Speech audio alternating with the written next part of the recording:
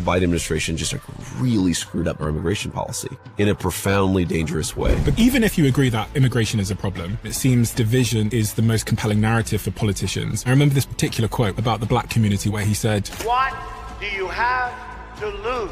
I'm a black man.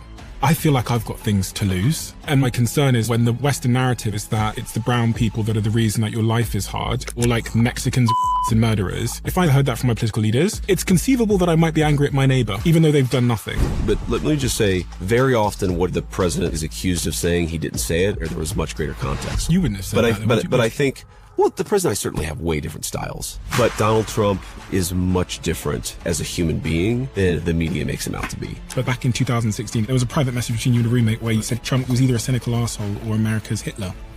How do you go from that position to vice president of the same person? What is that journey? A crazy journey, man. But look, I thought Donald Trump would be a failed president. He was not. I thought that America's institutions were fundamentally functioning. They were not. You always have to be able to acknowledge when you're right and when you're wrong. Like, he's so non-conventional in the way that he does everything that things that were previously unimaginable are actually on the table.